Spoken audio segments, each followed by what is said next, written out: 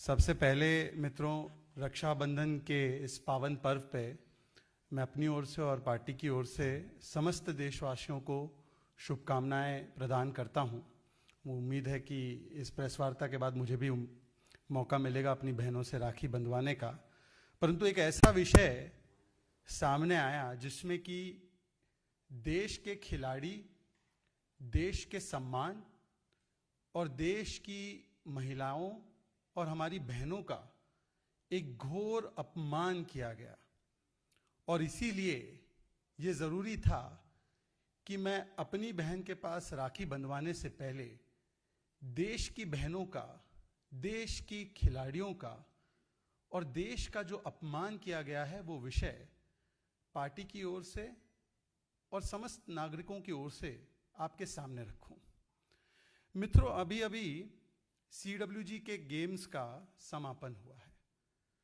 The Commonwealth Games have just ended and a brilliant performance has been put up by our athletes. Our athletes perform under one Tiranga. They represent one nation, that is Bharat. And when they win a medal, they win the medal not for UP, Bihar, Haryana, Delhi. They win a medal for INDIA, India. They win a medal for Bharat. And they salute the tricolor which goes up. And we all stand with pride with them as we hear our national anthem. जब कोई खिलाड़ी पदक जीतता है या वो प्रदर्शन करता है अपनी उत्कृष्ट प्रतिभा का, तो वो भारत के तिरंगे के तहत एक भारत का मान बढ़ाने के लिए, तिरंगे का मान सम्मान बढ़ाने के लिए अपना उत्कृष्ट प्रदर्शन देता है। और जब तिरंगा ऊंचा होता है, उसे पदक मिलता है, तो तब पूरे 135 करोड़ लोगों की छाती जो है वो गर्व से फूल जाती है। रोंगटे खड़े हो जाते हैं जब हमारे खिलाड़ी जीतते हैं कोई पदक और फिर नेशनल एंथम हमें सुनाई देता है। ये सभी ने अनुभव किया होगा। परंतु जिन खिलाड़ियों ने तिरंगे के सम्मान के लिए अपना जी जान लगाने का काम किया, उन खिलाड़ियों को भी प्रांतों में बांटकर और ऐसे खिलाड़ियों को अपमानित करने का दुस्साहस आम आदमी पार्टी करती है। यह विडंबना की बात है कि बातें बड़ी बड़ी करेंगे ये लोग। ये कहेंगे हम तिरंगा यात्रा निकालेंगे, ये कहेंगे कि हम तिरंगे का सम्मान करेंगे, ये कहते हैं कि तिरंगे का एडवर्टीजमेंट के जरिए ये रोज तिरंगे की एड लेकर आते हैं केजरीवाल जी। परंतु जो भी तिरंगे का सम्मान करता है, जो भी तिरंगे का मान बढ़ाता है, चाहे वो खिलाड़ी हो, चाहे वो सेना का जवान हो, उनसे सबूत मांगने वाली अगर कोई पार्टी है तो वो है आम Aadmi party. If there is one party that always relishes in insulting those who raise the honor of our tricolor, be it the jawan or be it the खिलाड़ी, it is the आम Aadmi party. पिछले कुछ दिनों से आपने देखा होगा कि किस प्रकार से दिव्या काकरन, दिव्या जी कौन है उसका परिचय देने की मुझे आवश्यकता नहीं है, पर फिर भी कुछ लोग अगर नहीं जानते होंगे तो दिव्या जी हमारे देश की एक सम्मानित खिलाड़ी है, रेसलर है। रेसलर्स ने कितना नाम बढ़ाया हमारे देश का CWG में और अन्य इवेंट्स में भी। ब्रॉन्ज मेडलिस्ट है इस गेम्स की। इससे पहले 2018 में एशियन गेम्स मेडलिस्ट है। इसके अलावा अर्जुन अवॉर्डी है, रानी लक्ष्मीबाई अवॉर्डी है। दिव्या काकरन जी ने 2018 में भी जब देश का मान सम्मान गौरव बढ़ाने के कार्य किए थे, देश को गौरवान्वित किया था, और उनके लिए एक फेलिसिटेशन प्रोग्राम आयोजित किया था दिल्ली के मुख्यमंत्री ने, विज्ञापन जीवी जिन्हें कहते हैं, क्रेडिट जीवी। तो उस समय उन्होंने मुख्यमंत्री के समक्ष, दिल्ली के अरविंद केजरीवाल जी के समक्ष और उनकी पार्टी और उनकी सरकार के समक्ष ये बात रखी थी कि वैसे तो हमारा स्वागत सत्कार किया जाता है जब हम मेडल जीत जाते हैं, परंतु जब हम सहायता मांगते हैं, जब हमें समर्थन और सहायता की आवश्यकता होती है, when we need the help the most, आप तो फोन भी नहीं उठाते। उनका पूरा 2 मिनट का वीडियो जो उन्होंने सीधी सीधी बातें कही थी अरविंद केजरीवाल जी को, वो मेरे पास है, मैं सुना भी दूंगा अगर आप चाहते हैं तो, वरना ये उपलब्ध है सोशल मीडिया पर भी। मीडिया में भी। 2018 में भी जो बातें उन्होंने कही थी और आज वही वस्तु स्थिति आज भी है। ये 2022 में भी जब उन्होंने पदक जीता तब उन्होंने सोशल मीडिया के माध्यम से ये बात रखी कि 2018 में भी यही स्थिति थी और 2022 में भी कॉन्ग्रेचुलेशन मैसेज तो आ गए, परंतु जो समर्थन मिलना चाहिए था, जो खिलाड़ियों के मनोबल को बनाए रखने के लिए जो चीजें उपलब्ध करनी चाहिए थी राज्य सरकार को, वो नहीं हुई। बस इतनी सी उनकी खता थी, इतनी सी ही गलती थी कि उन्होंने सच बोल दिया केजरीवाल जी से। इतनी सी ही मात्र गलती थी। देश का गौरव बढ़ाने वाली हमारी बेटी, हमारी बहन अगर सच बोल दे तो उन पर पूरा का पूरा आम आदमी पार्टी का पूरा सोशल मीडिया इंफ्रास्ट्रक्चर इस प्रकार से हावी हो गया, इस प्रकार से उनको ह्यूमिलिएट, इस प्रकार से उनको बेइज्जत, इस प्रकार से उनके ऊपर लालछन लगाना, और वो भी किसके द्वारा? आम आदमी पार्टी के मुख्य प्रवक्ता सौरभ भारद्वाज, जो कि एक विधायक है, केजरीवाल के बहुत क्लोज जो उनकी कोटरी है उसमें है। हर झूठ को बचाव करने के लिए, हर भ्रष्टाचार का बचाव करने के लिए अगर संभवतः कोई चेहरा सामने आता है पहले तो सौरभ भारद्वाज का ही होता है। वो आते हैं और कहते हैं हमारी बहन से, हमारी बेटी से, इस देश का नाम रोशन करने वाली महिला से, खिलाड़ी से, तू दिल्ली से है, मुझे तो लगा तू उत्तर प्रदेश से है। तिरंगे के नीचे खिलाड़ी खेलता है भारत का सम्मान बढ़ाने के लिए। वो CWG वाले हमें नहीं बांटते हैं प्रांतों में। आम आदमी पार्टी बोलती है तू दिल्ली से नहीं है, तू उत्तर प्रदेश से, सबूत दिखा। ये वही सबूत मांगने की प्रक्रिया। This was the same modus operandi of the Aam Aadmi party to demand the saboot from our jawans when surgical strike happened. Bharat के तिरंगे की रक्षा करने वाले जवान से भी सबूत मांगेंगे। याद है ना आपको, उन्होंने कहा था सबूत दिखाओ, सर्जिकल स्ट्राइक किया है, कितने बॉडी बैग्स आए टेररिस्ट के, कैसे किया।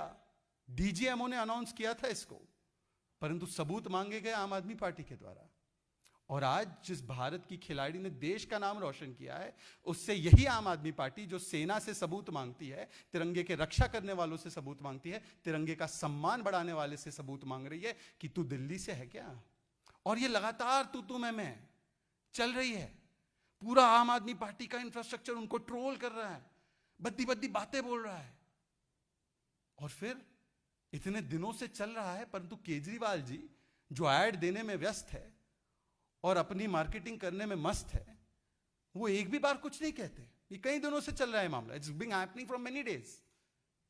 आखिरकार एक बेटी को, एक बहन को, हमारी देश की खिलाड़ी को सबूत डालना पड़ा, सर्टिफिकेट डालना पड़ा कि मैं दिल्ली स्टेट को रिप्रेजेंट करती हूं। उनका सर्टिफिकेट उनके ट्विटर हैंडल पर है, आप देख सकते हैं। एक व्यक्ति जो 20 वर्ष से दिल्ली में रहती है, जो 8 बार भारत केसरी जीती हुई है, दिल्ली के लिए मुझे लगता है संभवतः 10 से 12 से 17 गोल्ड मेडल जीते हैं, उनको सबूत मांगा जाता है कि तुम्हें तुम्हारा अधिकार देने के लिए, तुम्हें तुम्हारा हक देने के लिए, तुम्हें साबित करना होगा कि तुमने दिल्ली के लिए खेला भी है या नहीं। अरे भारत का नाम और तिरंगा ऊंचा करने वालों के लिए तो हमारे मन में यह भाव होना चाहिए कि कौन सा महाराष्ट्र, कौन सा उत्तर प्रदेश, तुम दिल्ली में रहती हो तो तुम्हें हम सम्मानित भी करेंगे, तुम्हें प्रोत्साहित भी करेंगे, तुम्हें इनाम भी देंगे, तुम्हें रिवॉर्ड भी देंगे और तुम्हें सारी सहायता देंगे। परंतु यहां पर अपना कार्य न करते हुए जब उसके बारे में एक खिलाड़ी बोलता है तो उसको कहा जाता है तू सर्टिफिकेट दिखा हमें। ये देख, यहां पर तो दिख रहा है तू उत्तर प्रदेश से है। ये तू तड़ाक, ये ह्यूमिलिएशन, ये इंसल्ट, ये किसका इंसल्ट हुआ है? ये केवल दिव्या काकरन जी का इंसल्ट नहीं हुआ है जी। ये दिव्या काकरन जी जिन प्रतिभाओं का प्रतिनिधित्व करती हैं, ये खिलाड़ी वर्ग का अपमान है, ये युवाओं का अपमान है और ये तिरंगे का अपमान है। क्योंकि अंततः चाहे सैनिक हो चाहे खिलाड़ी हो, तिरंगे के लिए ही, चाहे मैदान हो या जंग का मैदान हो, वो तिरंगे के लिए ही लड़ रहा है। ये तिरंगे के लिए लड़ाई होती है, स्पर्धा होती है। ये तिरंगे का अपमान है कि दिव्या काकरन से पूछना कि तू कहां से है। और अभी तक केजरीवाल जी विज्ञापन दे रहे हैं, परंतु उनको एक भी बार नहीं हुआ ये ट्वीट करके कह दे Saurabh Bharadwaj this must stop, Saurabh Bharadwaj I do not approve of this, Saurabh Bharadwaj must be sacked immediately from the AAP chief spokespersonship and from every position he holds. This is no way to talk to a sports person. एक भी बार नहीं बोला उन्होंने। ये इसलिए नहीं बोला क्योंकि खिलाड़ियों का अपमान, युवाओं का अपमान, महिलाओं का अपमान, यही तो आम आदमी पार्टी की पहचान है, यही तो उनकी असली पहचान। और इसीलिए आप देखिए, कुछ ही दिन पहले आपने वो खबर पढ़ी होगी ना, किस प्रकार से दिल्ली सरकार का जो स्टेडियम था, खिलाड़ियों के लिए एक स्टेडियम जो होता है, क्योंकि मैं भी थोड़ा सा खेल कूद में रहा हूं और मेरे लिए भी खेल कूद बहुत महत्वपूर्ण रहा है मेरी जिंदगी में, तो हमारे लिए एक मैदान एक हमारे धर्म स्थल की तरह होता है, पावन स्थल होता है। वो हम जाते तो सिर अपना लगाते हैं और आशीर्वाद लेते हैं अंदर जाने से पहले, क्योंकि वो हमारे लिए सबसे महत्वपूर्ण होता है। परंतु क्या कहते हैं कि वो कुत्तों को वॉक कराने के लिए दिल्ली के अधिकारियों के लिए एक स्थल बनेगा। ये हुआ ना, वहां के स्टेडियम में ये हुआ है, और वो अपमान काफी नहीं था, तो ये अब अपमान। एक तरफ देखिए, आदरणीय प्रधानमंत्री मोदी जी जब से वो प्रधानमंत्री बने हैं तो खिलाड़ी का मनोबल कैसे बना रहे, खिलाड़ियों को कैसे प्रोत्साहित करें, चाहे जीते पदक या हारे पदक। हार में भी प्रधानमंत्री का फोन या उनका एक संदेश आ जाता है कि बेटी या बेटा तुमने अच्छा प्रदर्शन दिया, आपको कभी भी निराश नहीं होना है, देश का मान बढ़ाया आपने। आप अभी CWG में भी किया है, इससे पहले भी किया है, निरंतर उनकी एक भावना रहती है। सरकार की ओर से हो तो सरकार की, चाहे वो खेलो इंडिया स्कीम हो, चाहे वो टॉप स्कीम हो, खिलाड़ी को जो भी आवश्यकता होती है वो आवश्यकता की पूर्ति करना। और इसीलिए तो चाहे टोक्यो हो, चाहे पैरालंपिक्स हो, चाहे ये CWG गेम्स हो, इस गेम्स में भी 3-4 हमारे वो वाले इवेंट्स नहीं थे जिसमें हम ज्यादा मेडल जीतते, फिर भी हमने उत्कृष्ट परफॉर्मेंस दी है, उत्कृष्ट। और प्रधानमंत्री मनोबल बढ़ाते हैं, प्रधानमंत्री की सरकार और हमारी सरकार लगातार समर्थन देती है। और दूसरी ओर एक खिलाड़ी से सबूत पूछा जाता है कि तुम कहां से हो। सोचिए आज कि अगर आप दिव्या की जगह पे होते तो किस मनस्थिति से आप आज शायद वो बात भी रखेंगे अपनी, मुझे नहीं पता, उन्होंने सोशल मीडिया पे, आप ही के न्यूज़ चैनल से पता चल रहा है, पर सोचिए उसके मन में क्या चल रहा होगा कि मैं खेलती हूँ देश के लिए, मैं खेलती हूँ तिरंगे के लिए, और एक आम आदमी पार्टी का, केजरीवाल जी का खास आदमी जो मुख्य प्रवक्ता है, वो कहता है कि तुम बताओ कहां से हो। देखिए मित्रों, बात सिर्फ इतनी नहीं है, बात निकली है तो अब दूर तक जाएगी। युवाओं के निरंतर अपमान की जो श्रृंखला है उसमें और भी बहुत सारी कड़ियां आम आदमी पार्टी की जुड़ती हैं, और इसीलिए मैं इस प्रेस वार्ता का उपयोग कुछ और बातें भी आपके समक्ष रखने के लिए करना चाहता हूं। कई दिनों से केजरीवाल जी बात करते हैं और वो कहते हैं दोस्तवाद और परिवारवाद के बारे में। हालांकि सबसे पहले परिवारवादी पार्टी के साथ किसने गठजोड़ करके हाथ मिलाया वो दिल्ली की जनता को भी याद है, और किस प्रकार से आज करप्शनवाद, झूठवाद और विज्ञापनवाद की भारी भरमार दिल्ली में है, इसके बारे में भी जरा बताना जरूरी है। क्योंकि दिल्ली में जो एक सरकार है और जो उसका नेतृत्व करते हैं, संभवतः ये झूठ बोलने में अव्वल है। सबसे बड़े झूठ, सबसे व्यापक झूठ और सबसे अनबिलीवेबल झूठ अगर किसी को उसका गोल्ड मेडल दिया जा सकता तो वो इन्हीं को दिया जाता। मैं तो कहता हूं, पिछली बार मैंने व्याख्या की थी 3 मस्केटियर्स ऑफ करप्शन की। एक और कहानी मेरी माँ ने मुझे सुनाई थी जब मैं बचपन में छोटा था, पिनोकियो की। तो पिनोकियो की याद आ रही थी कि अगर इंडियन पॉलिटिक्स का कोई पिनोकियो है, पिनोकियो वो व्यक्ति है जो बार बार झूठ बोलता है, उसकी नाक बढ़ती जाती है। इंडियन पॉलिटिक्स का कोई पिनोकियो है तो वो अरविंद केजरीवाल है।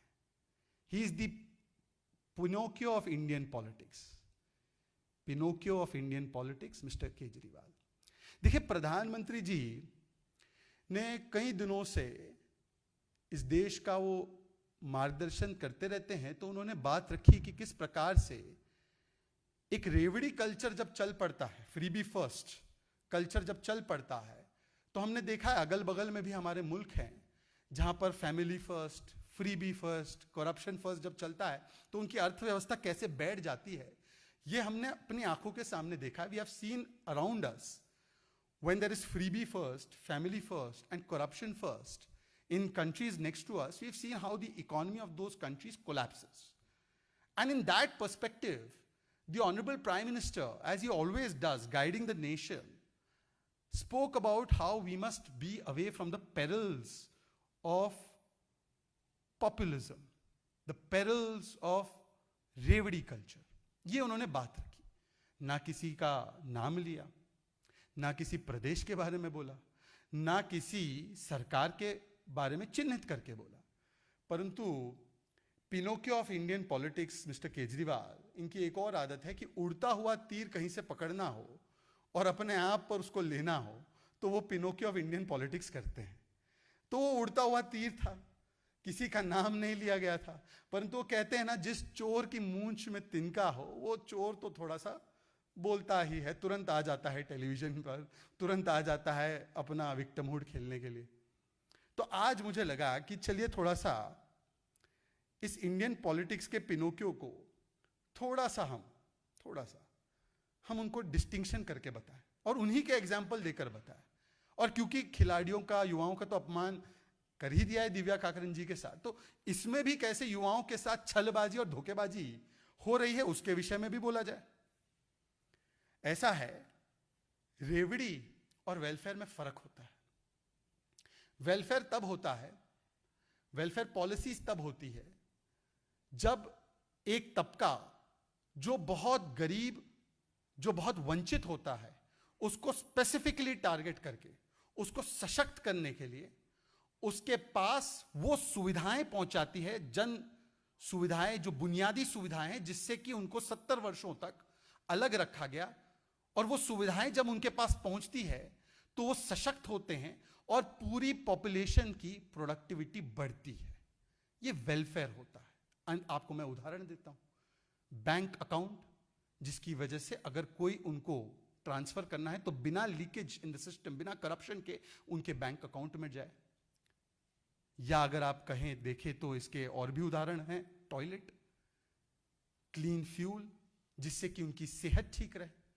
मेरी माँ, बहनें और बाकी जो हमारे कुछ लोग भी हैं जो बनाते हैं खाना, 400 सिगरेट का धुआं ना ले, इसके लिए उनको क्लीन फ्यूल प्रदान किया जाए, उनको टॉयलेट प्रदान किया जाए, ताकि उन्हें यह ना देखना पड़े कि किस समय पर वो टॉयलेट जा सके. उनकी हेल्थ पर अच्छा असर पड़े, उससे उनके हेल्थ इंडेक्स बढ़े. ये वेलफेयर होते हैं. रेवड़ी क्या होता है? रेवड़ी वो होता है कि मैं चुनाव से पहले जाऊं और एक घोषणा कर दूं, बिना सोचे समझे, सभी को जो लागू करने के लिए हो, और उसे कभी पूरा तो कहीं पर नहीं करूं. वो पूरा करने की क्षमता उस स्टेट के बजट फाइनेंसेस की है या नहीं है, मैं उसकी तरफ ना देखूं, परंतु केवल मुझे चुनाव में लाभ पाना है और अपने आप की ब्रांडिंग करना है, तो मैं ये अनाउंसमेंट तो कर दूं, परंतु जब उस अनाउंसमेंट को पूरी करने की बारी आती है तो मैं उससे पूरा यूटर्न लेकर भाग जाऊं. मतलब सबको मुफ्त कोई चीज देना, चाहे वो अमीर हो चाहे गरीब हो, चाहे वो संपन्न हो चाहे वो ना हो. इससे क्या होता है कि जो संपन्न व्यक्ति है उसे तो उसका लाभ मिल जाता है, उसको हालांकि जरूरत नहीं है, परंतु जो गरीब होता है, जहां तक वो चीज पहुंची ही नहीं है, वो फिर भी आस लगाए रुकता है और बैठता है और कहता है कि मेरे पास तो पहुंचा ही नहीं इसका फायदा. तो ये रेवड़ी कल्चर जो होता है, दरअसल ये टैक्स पेयर्स के साथ भी और उस जनता जिसकी मदद करनी सबसे ज्यादा जरूरत है, उसके साथ ये सबसे बड़ा छलावा होता है. क्योंकि अंततः जो भी दिया जाता है वो टैक्स पेयर के पैसों से ही दिया जाता है. इसीलिए वेलफेयर मॉडल और रेवड़ी मॉडल दोनों में अंतर है. प्रधानमंत्री जी ने रेवड़ी मॉडल से बचने के लिए कहा, तो उस उड़ते हुए तीर को पकड़कर इंडियन पॉलिटिक्स के पिनोकियो ने कई सारी बातें की. अब ये इंडियन पॉलिटिक्स के पिनोकियो को हम कुछ चीजें बताएंगे और शुरुआत करते हैं जिस चीज के साथ वो सबसे ज्यादा अपनी मार्केटिंग करते हैं, कहते हैं वर्ल्ड क्लास हो गया, अर्थात शिक्षा.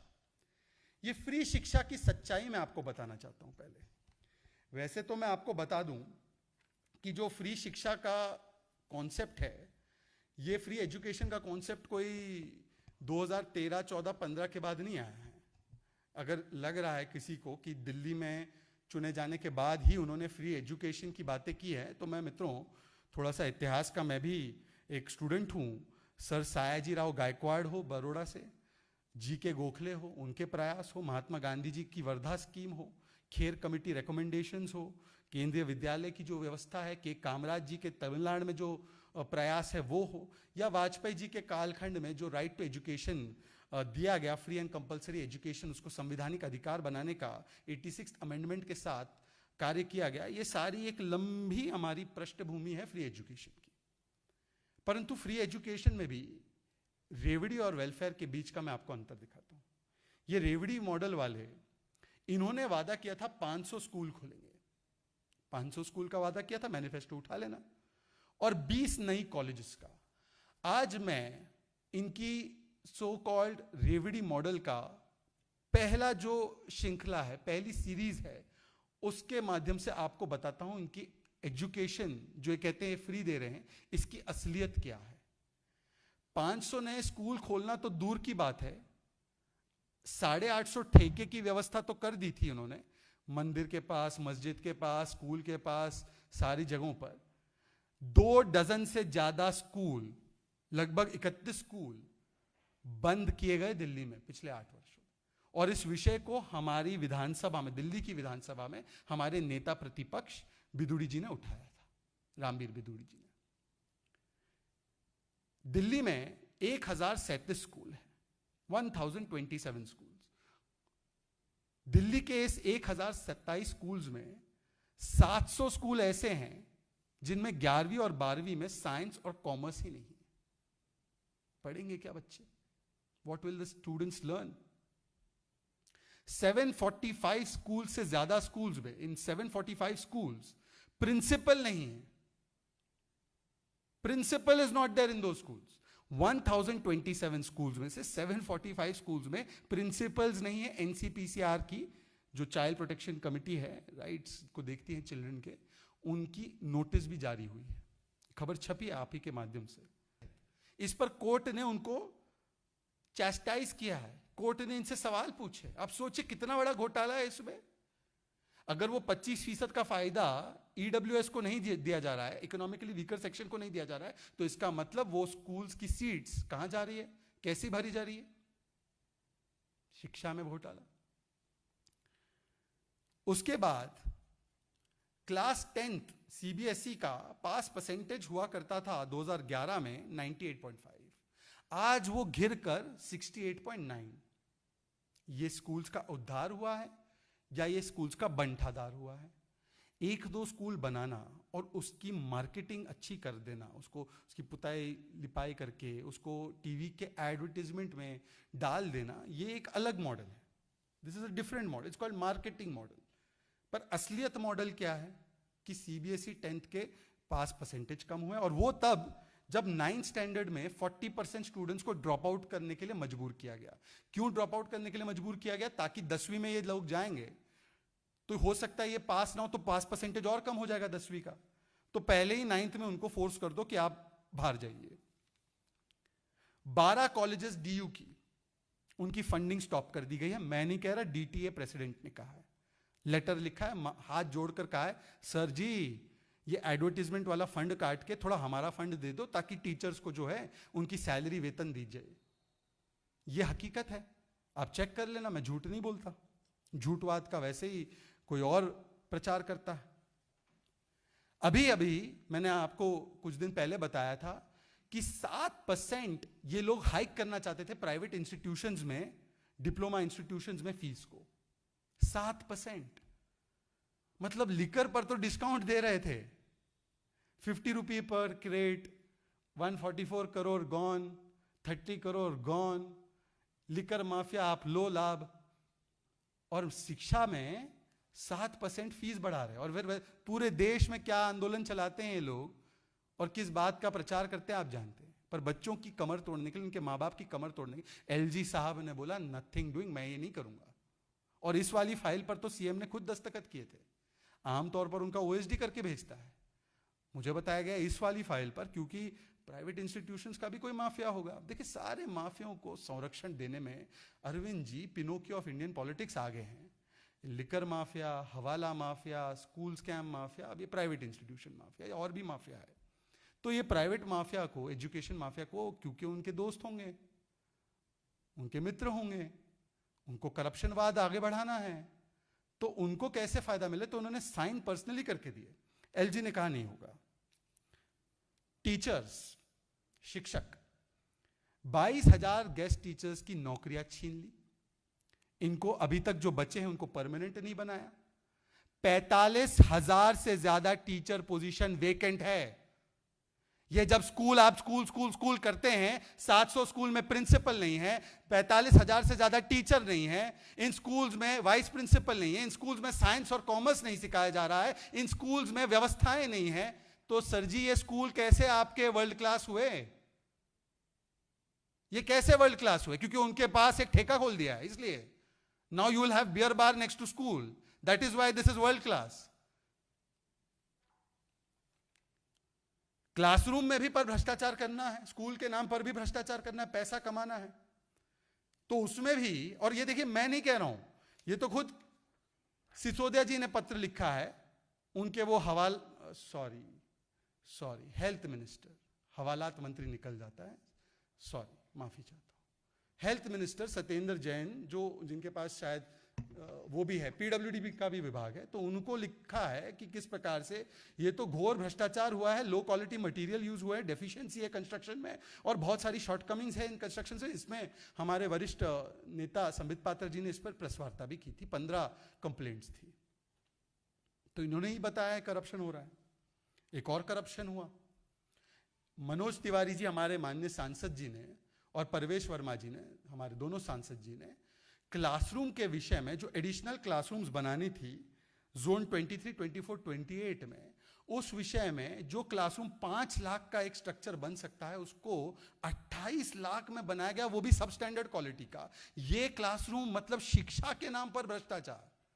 और ये मैं नहीं कह रहा हूं, जो सैंक्शन बजट था इसका 201 क्लासरूम का, 27 करोड़ उसको बढ़ाकर 54 करोड़ कर दिया। फिर एक सैंक्शन बजट था 221 करोड़ का 1600 क्लासरूम्स के लिए, उसको बढ़ाकर 326 करोड़ कर लिया। इस पर भी नेगेटिव एडवर्स रिमार्क्स आए, और अंततः ये कंप्लेंट जब मनोज तिवारी जी और परवेश वर्मा जी ने ये दी लोकायुक्त को, तो लोकायुक्त की नोटिस आई है, लोकायुक्त ने संज्ञान लिया, मैं झूठ नहीं बोलता। क्लासरूम में भी घोटाला, 5 लाख का क्लासरूम 28 लाख में। टीचर को भर्ती नहीं करेंगे, टीचर को जॉब नहीं देंगे, टीचर को सैलरी नहीं देंगे, शिक्षा के पास दारू बार खोलेंगे, शिक्षा के मंदिर के पास, स्कूल में प्रिंसिपल नहीं लगाएंगे, स्कूल में टीचर नहीं लगाएंगे, ईडब्ल्यूएस को शिक्षा के लिए जो उनके लिए व्यवस्था की गई है वो नहीं करेंगे। ये है इनकी फ्री शिक्षा की असलियत। इसीलिए ये शिक्षा का फ्री मॉडल नहीं है, ये रेवड़ी मॉडल है। और अगर आप इसकी तुलना वेलफेयर से करें, ये तो रेवड़ी मॉडल था, वेलफेयर से करें, तो पिछले 8 वर्षों में केंद्र की सरकार ने क्या किया? 2012-13 में केवल 36% स्कूलों में हैंड वॉश की फैसिलिटी। सोचे, वहां पर लंच होता है, शॉर्ट ब्रेक होती है, तो हाथ से बच्चे खाना खाते हैं, हैंड वॉश की फैसिलिटी नहीं थी। टॉयलेट गए तो हैंड वॉश की फैसिलिटी नहीं थी। आज 2019-20 आया है तो 90% स्कूल्स में हैंड वॉश की फैसिलिटी है। वेलफेयर। रेवड़ी क्या है? 700 स्कूल में प्रिंसिपल ना देना। वेलफेयर क्या है? हैंड वॉश की फैसिलिटी देना। 97% स्कूल्स में आज लड़कियों के लिए टॉयलेट है। आप सोचिए, अगर एक लड़की के लिए टॉयलेट ना हो एक स्कूल में, कोएड स्कूल में, वो क्या करेगी? वो या तो स्कूल ही नहीं जाएगी। वो कैसे, आप पूरा दिन बिना टॉयलेट जाना संभव है क्या?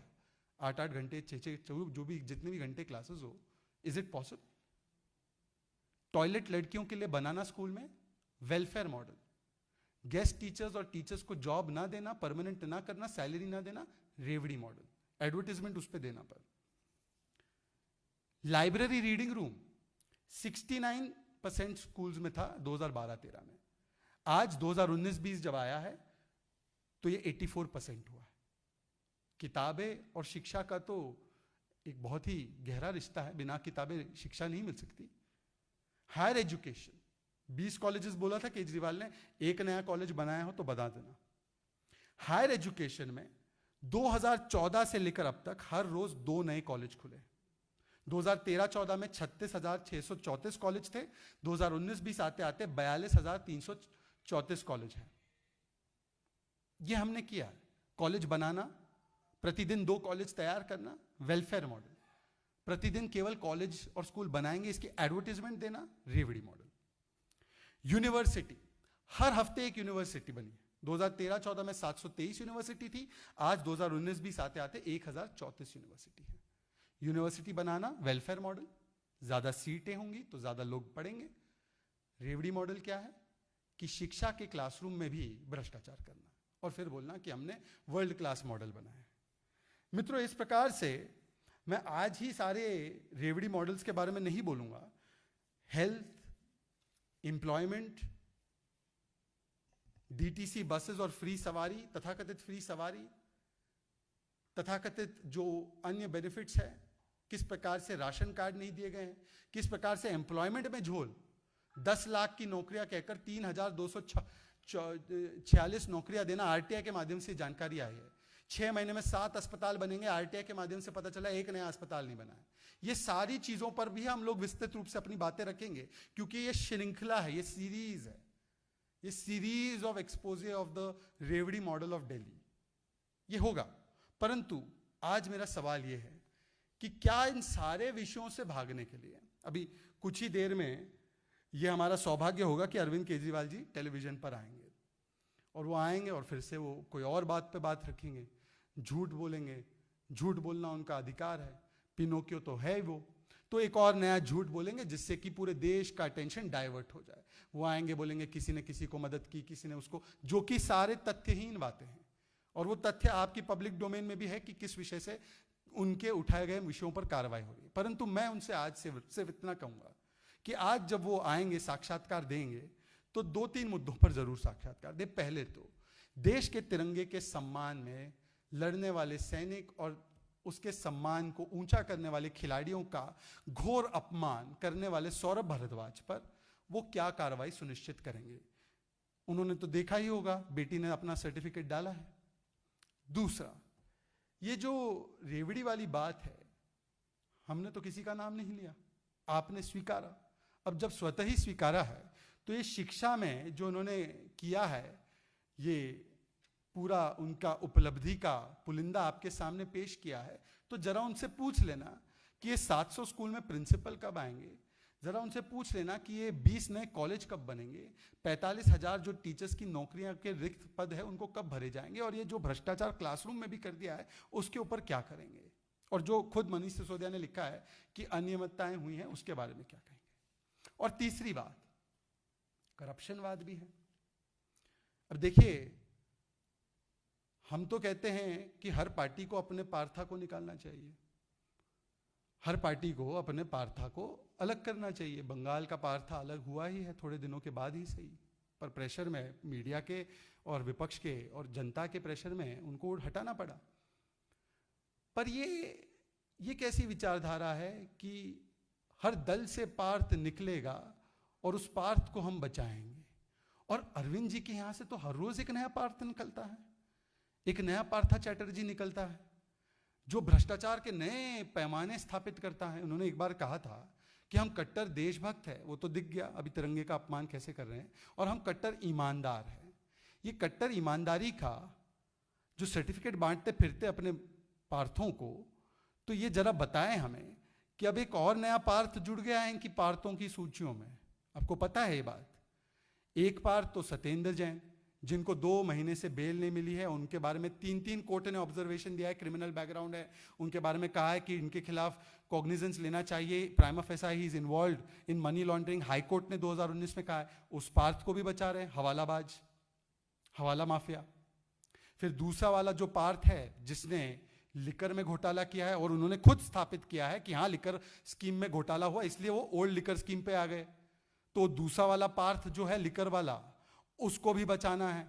वो अनर्गल आरोप प्रत्यारोप लगा रहे हैं अभी, कभी सीबीआई की जांच का विरोध करते हैं, फिर बोलते नहीं सीबीआई जांच होने दीजिए, फिर कुछ और बोलते हैं। परंतु अपने पार्थ पर ये जो सवाल की हमने श्रृंखला रखी थी मीनाक्षी लेखी जी ने इस मंच से, उन सवालों की श्रृंखला का कोई जवाब नहीं आया।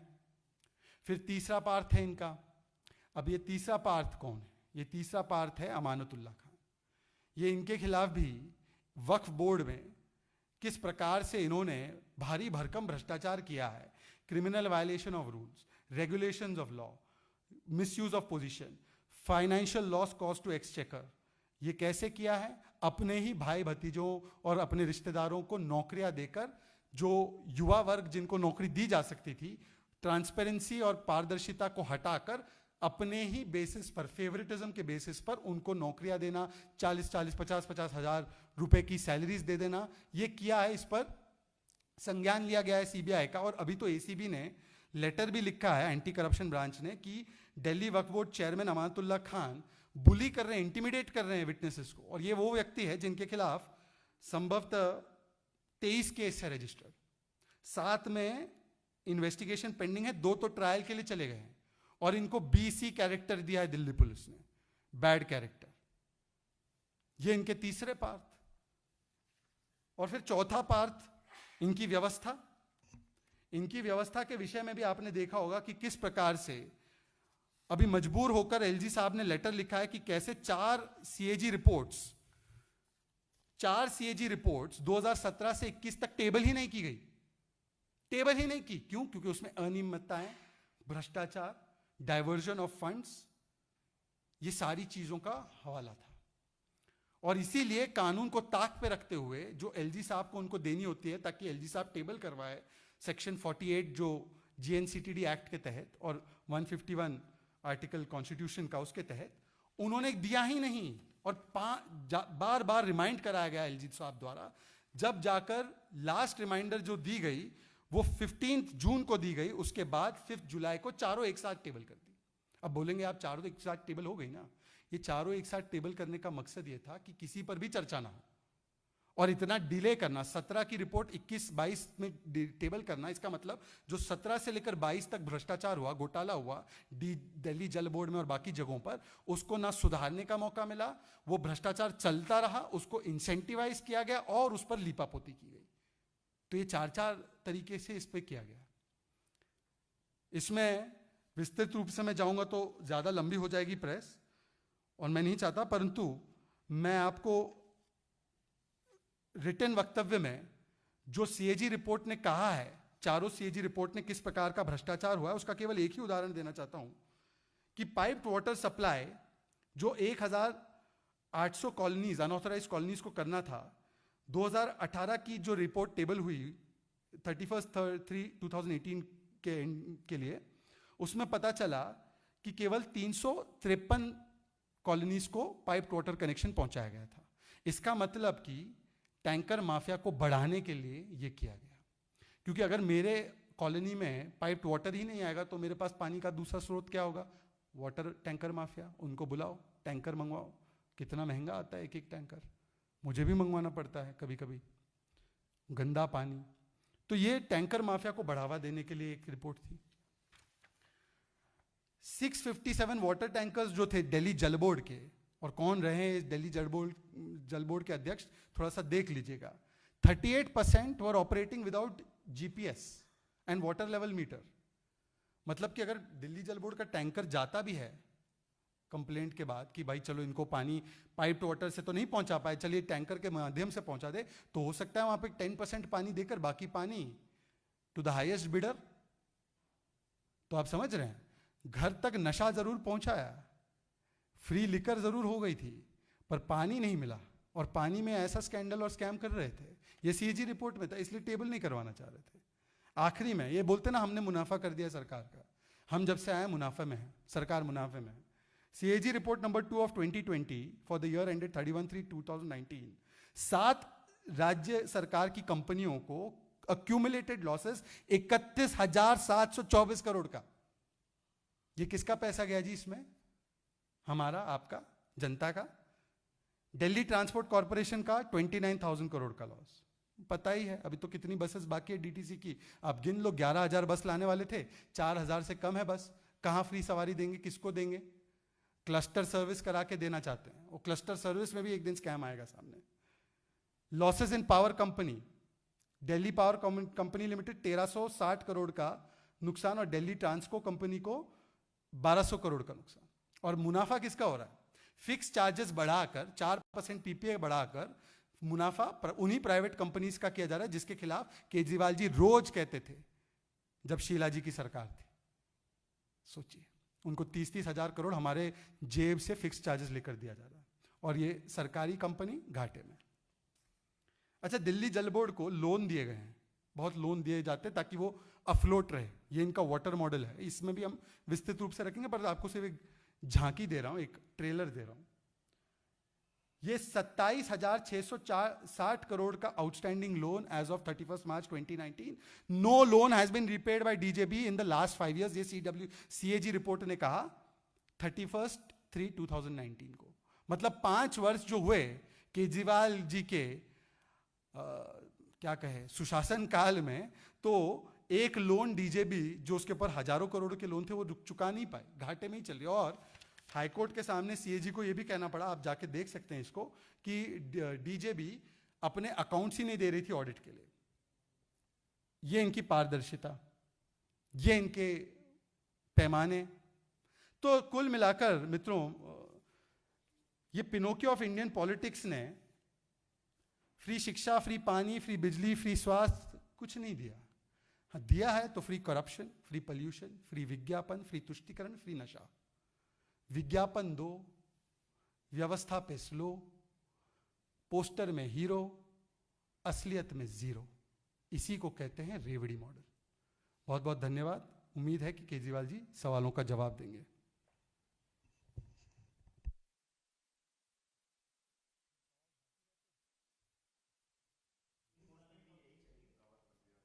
क्या क्या चल रहा है? मुझे लगता है कि ये महत्वपूर्ण है कि कम से कम हमारी जो राष्ट्रीय सम्मान को बढ़ाने वाली खिलाड़ी हैं दिव्या जी, उसके विषय में केजरीवाल जी हमें बताएं कि क्या कार्रवाई करेंगे वो सौरभ भारद्वाज पे। पहली बार नहीं है कि महिलाओं का और खिलाड़ियों का अपमान हो रहा है। इस विषय को वो लाइटली ना लें, ये मेरा उनसे विशेष आग्रह है, कम से कम रक्षाबंधन के दिन पर। और कोई सवाल हो तो ठीक है। बहुत बहुत धन्यवाद।